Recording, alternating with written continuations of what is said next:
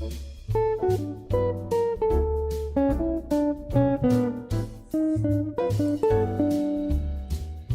¿qué tal? ¿Cómo andan alumnos y alumnas en cuarentena en otro capítulo más de este programa educativo, podemos llamarlo así, sobre las clases de historia, ¿no? En cuarentena, en aislamiento, online, de la forma que la quiero llamar, ¿no?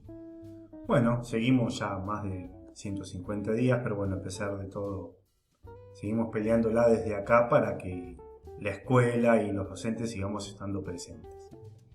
Bueno, en este caso vamos a hablar el tema de la clase de hoy sobre historia argentina, siglo XIX, entre 1820 y 1824, el tema en particular con el nombre de las reformas rivadavianas. Bien, ¿por qué rivadavianas? Acá arriba yo lo tengo, arriba de mi cabeza, Rivadavia en este caso. Bien, como todos sabemos, Rivadavia fue el llamado primer presidente argentino, ¿no? Por lo menos con esa denominación. Por eso el sillón presidencial se le dice el sillón de Rivadavia, lleva ese nombre. Pero en este caso vamos a hablar de la gestión de Rivadavia como ministro del gobernador Martín Rodríguez, gobernador de la provincia de Buenos Aires entre 1820 y 1824. Después que termina el proceso de independencia, en 1820 se viene lo que se llama la década anárquica, en la cual no estaba bien claro cómo era la organización política de Argentina. Pero sí estaban las provincias con sus propios gobernadores. Entonces, en el caso de Buenos Aires se decidió avanzar con una serie de reformas para dejar atrás la vieja legislación y las viejas leyes que venían heredadas de la colonia. Entonces, bueno, Rivadavia, que fue el ministro, llevó una serie de reformas para, progresar en esas cosas, en esas leyes antiguas que había, por decirlo de alguna manera. Hizo un plan de reformas que implicaron dejar atrás viejas instituciones y viejas leyes, viejos reglamentos. Y bueno, fueron muy, importantes, sobre todo es importante para los historiadores porque implicaron grandes cambios, incluso algunos cambios bastante modernos para lo que era la época. Bien, bueno, vamos a ver en primer lugar las cuestiones políticas. Lo primero que se hizo fue el cierre de los cabildos. Acá tenemos, vamos a ubicar esto acá arriba, una foto del Cabildo de Buenos Aires y de el Cabildo de Luján. Yo he estado en los dos, hoy en día son museos ambos. Recomiendo mucho más que vayan al Cabildo de Luján porque es mucho más interesante lo que tiene para ver y para visitar y demás.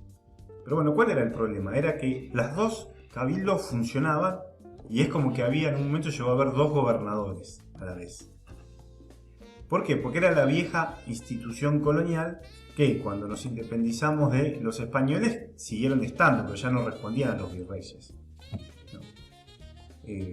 Entonces, como no quedaba claro quiénes eran las autoridades, llegó al punto en el cual funcionaron los dos. Bueno, lo que hizo Rivadavia fue suprimirlos, cerrarlos, por eso lo cierre de los cabildos, y dejar como órgano de gobierno a la legislatura de la ciudad de Buenos Aires. En esa época tampoco estaba bien organizada la legislatura y quiénes eran los miembros, ¿no? Estaba el gobernador y un legislador. Legisladores. Pero bueno, en este caso quedó como edificio de gobierno la legislatura, que también era sede del gobierno. Hoy en día acá esta foto es actual, de lo que funciona hoy como jefatura, como legislatura de la ciudad de Buenos Aires, y la jefatura está en otro lugar. Bien, reformas eclesiásticas. Cuando utilizamos el término eclesiástico nos referimos a la iglesia. Bien, en aquel entonces la iglesia tenía mucho poder sobre todo los ciudadanos y los vecinos de la ciudad de Buenos Aires, vamos a decir así. Bueno, lo primero que hizo Rivadavia fue suprimir el diezmo. El diezmo es, había que dar el 10% de las ganancias, de los ingresos ciudadanos a la iglesia. Lo que hizo Rivadavia fue eliminar esa obligación y que quede solamente como un aporte voluntario.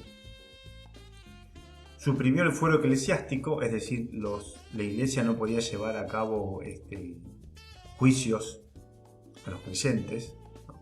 Sino que toda la cuestión judicial pasaba a ser parte del gobierno, no de la iglesia. Y además suprimió las órdenes religiosas. Lo que hizo fue que aquellas órdenes paralelas a la iglesia fueran todas suprimidas y concentradas en la iglesia. A partir de ahí no existían la orden de los jesuitas, la orden de los dominicos, o sea, había varios tipos de orden. Yo di esos dos ejemplos porque son los que se me ocurren, en el cual era como especie de apéndices de la iglesia que tenía su propia regla. Lo que hizo Rivadavia fue cerrar esas órdenes y que todas pasen a depender directamente de la Iglesia Católica Central. Bien. Bueno, reformas culturales, que estas quizás son las más representativas. Bueno, en primer lugar, sobre todo las más importantes fueron relacionadas con la educación, creación de la UBA, de la Universidad de Buenos Aires. En aquel entonces ya existía la Universidad de Córdoba, pero la ciudad de Buenos Aires no tenía universidad. Y lo que hizo Rivadavia fue crear la primera universidad, que hoy en día sigue existiendo y todos la conocemos como la famosa UBA, que es la universidad más importante de la Argentina. Creó la primera escuela para niñas con internado. Y por otro lado creó la Sociedad de Beneficencia y la Sociedad Literaria. Sobre todo la más importante, la Sociedad de Beneficencia, porque se encargaba de recaudar fondos para realizar donaciones. Generalmente la sociedad esta estaba manejada por sectores de la élite y siguió incluso mucho tiempo después que terminó la gestión de Rivadavia, la Sociedad de Beneficencia. Acá tenemos una fotografía. Esta fotografía en realidad es posterior, de fines del siglo XIX, en la cual se ve todas damas, porque eran las damas de la élite las que manejaban la Sociedad de Beneficencia y recaudaban para hacer donaciones. Como una especie de una primera ONG, vamos a decirlo así, para hacer caridad. Bien. Reformas militares. En aquel entonces habían quedado un montón de ejércitos de la época de la guerra contra la independencia. Y cuando 1820 terminó definitivamente esa guerra, estos ejércitos quedaron al mando de los caudillos o los patrones de estancia. Lo que hizo Rivadavia para evitar que se dispersen estos ejércitos, los organizó. En primer lugar, lo que hizo fue rastrear, digamos, por medio de las leyes de vagos, como se llaman así en aquel entonces, aquellos gauchos que no tenían un trabajo fijo o un lugar donde vivir. Los convocó forzosamente, es decir, por la fuerza, para que formen parte del ejército. Y estos soldados fueron enviados a custodiar la frontera, yo puse contralínea, entre comillas. ¿Por qué? Porque en la mitad de la provincia de Buenos Aires, hacia el sur, estaba, digamos, dominada o habitaban los aborígenes locales. De la mitad de la provincia de Buenos Aires hasta lo que hoy es capital, había como un cierto control del gobierno, digamos, eran tierras controladas por el gobierno, digamos, que donde había estancias que producían para la exportación. Pero el resto eran todos, digamos, tierras que el gobierno no controlaba. Y muchas veces había conflictos porque los aborígenes luchaban contra los pobladores locales de las tierras controladas por el gobierno. Entonces lo que hizo Rivadavia fue mandar al ejército a que controle esa zona. Por eso yo puse acá los gauchos. Reformas judiciales, ¿no?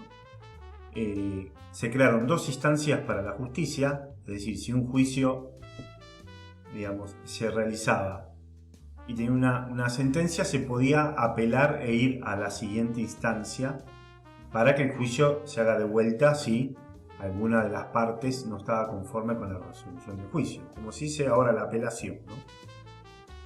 Bien. Y por otro lado, la creación del departamento de policía.